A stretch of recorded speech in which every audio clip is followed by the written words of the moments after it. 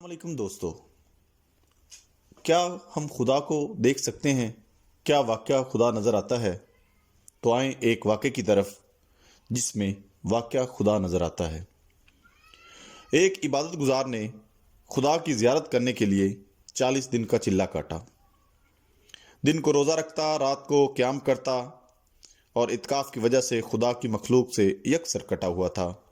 اس کا سارا وقت آہوزاری اور راز و نیاز میں گزرتا۔ 36ویں رات اس عبادت گزار نے ایک آواز سنی۔ آواز لگانے والے نے کہا، 6 بجے شام تانبے کے بازار میں فلاں تانبا ساز کی دکان پر جاؤ اور خدا کی زیارت کرو۔ عبادت گزار پریشان ہوا اور سوچا کہ مقررہ وقت سے پہلے وہاں پہ پہنچ جاؤں گا اور جس چیز کے لیے میں چلہ کاٹ رہا ہوں وہ میری آرزو، میری خواہش پوری ہوگی اور خدا کی زیارت کروں گا۔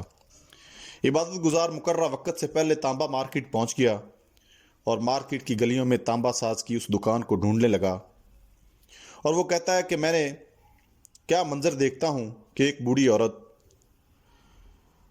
بوڑھی عورت کو دیکھا جو تانبے کی دیگچی پکڑے ہوئے تھی اور اسے ہر تانبا ساز کو دکھا رہی تھی۔ اسے وہ بیچنا چاہتی تھی۔ وہ جس تانبا ساز کو اپنی دیگچی دکھاتی وہ اس سے تول کر کہتا 4 ریال ملیں گے۔ وہ بڑھیا کہتی نہیں، مجھے 6 ریال چاہیے اور میں 6 ریال میں بیچوں گی۔ تانبا ساز اسے 4 ریال سے زیادہ دینے کو تیار نہ تھے۔ آخر کار وہ بڑھیا ایک اور تانبا ساز کے پاس پہنچی۔ تانبا ساز اپنے کام میں مصروف تھا۔ بوڑھی عورت نے کہا، میں یہ برتن بیچنے کے لیے لائی ہوں اور میں اسے 6 ریال میں بیچوں گی، کیا آپ 6 ریال دیں گے؟ تانبا ساز نے پوچھا، صرف 6 ریال میں کیوں؟ بوڑھی عورت نے دل کی بات بتاتے ہوئے کہا، میرا بیٹا بیمار ہے، ڈاکٹر نے اس کے لیے نسخہ لکھا ہے جس کی قیمت 6 ریال ہے۔ تانبا ساز نے دیگچی لے کر کہا، ماں جی، یہ دیگچی بہت عمدہ ہے اور نہایت قیمتی ہے، اگر آپ بیچنا ہی چاہتی ہیں تو میں اسے 25 ریال میں خریدوں گا۔ بوڑھی عورت حیران ہوئی اور کہا، بیٹا تم ایک بوڑھی ماں سے مذاق کر رہے ہو؟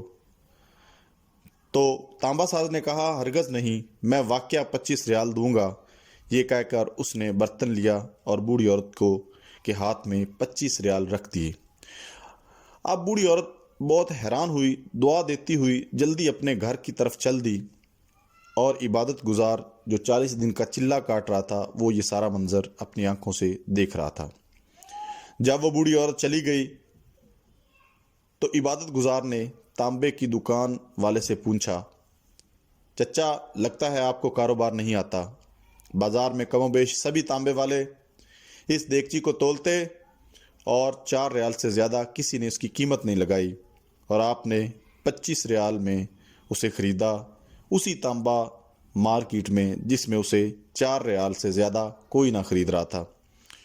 بوڑھے تانبا ساز نے کہا، میں نے برتن نہیں خریدا ہے، میں نے اس کے بچے کا نسخہ خریدنے کے لیے اسے پیسے دیے ہیں، میں نے 1 ہفتے تک اس کے بچے کی دیکھ بھال کے لیے پیسے دیے ہیں، میں نے اسے اس لیے یہ قیمت دی ہے کہ گھر کا باقی سامان بیچنے کی نوبت نہ آئے۔ عبادت گزار کہتا ہے، میں سوچ میں پڑ گیا، اتنے میں غیبی آواز آئی، چلہ کشی سے کوئی میری زیارت کا شرف حاصل نہیں کر سکتا، گرنے والوں کو تھامو اور غریب کا ہاتھ پکڑو، ہم خود تمہاری مدد کو آئیں گے۔ السلام علیکم دوستو، اس واقعے سے ہمیں کیا سبق ملتا؟ اس واقعے سے ہمیں یہ سبق ملتا ہے کہ اللہ کے دیے ہوئے رزق میں سے ان لوگوں کی مدد کریں جو اللہ ہمارے پاس ضرورت مندوں کو بھیجتا ہے۔ دوستو، یہ رزق اللہ کا دیا ہوا ہے اور ضرورت مند اللہ کے مہمان ہیں، تو اللہ کے مہمانوں کی ضرورت کو پورا کریں تاکہ دنیا اور آخرت میں آپ کامیاب ہو سکیں۔ دوستو، اقبال کا ایک شعر ہے کہ خدا کے بندوں تو ہیں ہزاروں، خدا کے بندے تو ہیں ہزاروں، بنوں میں پھرتے ہیں مارے مارے، میں اس کا بندہ بنوں گا جس کو خدا کے بندوں سے پیار ہوگا۔ دوستو، یہ مخلوق، یہ انسان اور ضرورت مند، یہاں اس میں آپ کا کوئی کمال نہیں، انسان کا کوئی کمال نہیں کہ جو اس کے پاس ہے، یہ سب اللہ کا دیا ہوا ہے۔ ایک وقت آئے گا جو آپ اس دنیا سے کوچ کر جائیں گے۔ قیامت اور آخرت والے دن میں آپ اپنی بخشش کا سماں ان ضرورت مندوں کی مدد کر کے کر سکتے ہیں۔ اپنے ارد گرد دیکھیں، ایسے بہت سے لوگ آپ کو نظر آئیں گے جن کی ضرورت کو آپ پورا کر سکتے ہیں، لیکن وہ آپ کے سامنے ہاتھ نہیں پھیلاتے۔ ان لوگوں کو محسوس کریں اور اللہ کے سامنے سرخرو ہوں۔ آپ کا میزبان ریاض ککر آپ کو سلام کہتا ہے۔ ایسی مزید ویڈیو دیکھنے کے لیے چینل کو سبسکرائب کریں، لائک کریں اور شیئر کریں۔ اللہ حافظ۔ تو اس وقت